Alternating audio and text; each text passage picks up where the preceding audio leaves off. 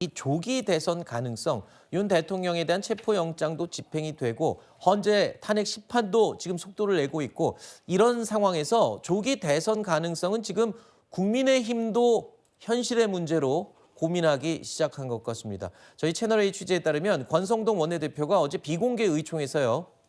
조기 대선 가능성을 언급을 했다는 겁니다. 그러면서 지금부터 이제 나서야 된다. 모두가 전사가 되자라고 당부를 한 것으로 알려졌습니다. 국민의힘도 이제는 좀 겉으로 조기 대선 이야기도 하고 좀 나가겠다. 이런 걸로 해석해도 되나요? 정치라는 건 항상 플랜 A가 있는 반면에 플랜 B를 준비해야 하는 거죠. 네. 지금 대통령 측에서는 헌법재판소를 통해서 탄핵이 기각돼서 다시 직무를 시작할 것이다라고 기대하고 있지만 정치적으로는 여러 환경에 대비해야 하는 상황이라고 생각합니다. 우리 당으로서도 2017년에 있었던 대선 과정을 복귀하면서 만약에 조기 대선이 정말 현실화됐을 때 어떻게 우리 정당의 후보를 국민들께 잘 설명드려서 다시 정권 재창출할 수 있는가, 이 부분에 대한 본격적인 고민을 해야 하는 시점이고, 저는 권성동 원내대표도 그런 측면에서 시기가 아주 적절한 시점에 네. 이야기를 화두를 꺼냈다고 생각합니다. 네. 네, 그러니까 마치 저 얘기를 들으면 지금까지는 뭐 민주당 공격을 안 했던 것처럼 들리는데 사실 국민의힘 지금까지 뭐 했습니까? 대통령 결사옹위하고 그리고 총선 때도 제일 먼저 내세웠던 게 뭐예요? 당시 한동훈 대표가 그렇게 강조했던 게 2조 심판론이에요. 이재명 대표랑 조국 대표 심판해야 된다고. 근데 그 결과가 어땠습니까? 처참하지 않았습니까?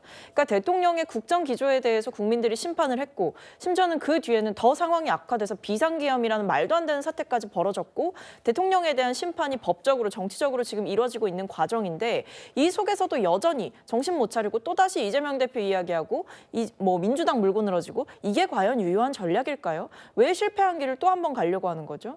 지금 제가 이해가 안 되는 건 계엄에는 동의하지 않는다, 반대한다라고 이야기를 해요. 그러면서 탄핵은 안 된다라고 얘기를 해요. 그러더니 뭐 지도부는 안 가지만 의원들 30명, 40명 이렇게 관저 앞으로 몰려가서 영장 집행 방해합니다.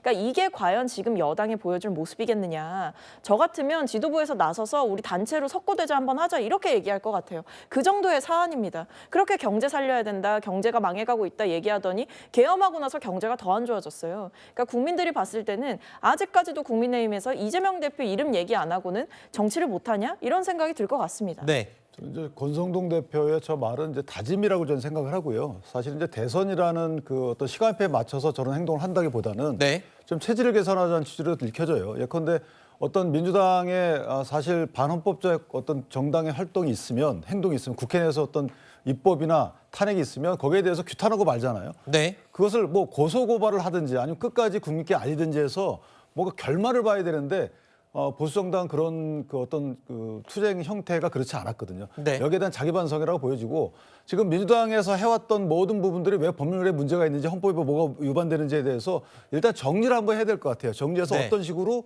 이 부분을 국민께 알릴지에 대해서 먼저 마스터 플랜을 짜고 그 마스터 플랜에 따라서 정당이 활동을 해 나가는 이런 식의 아마 좀 원내 전략이 필요하지 않을까 네. 그렇게 생각합니다. 알겠습니다.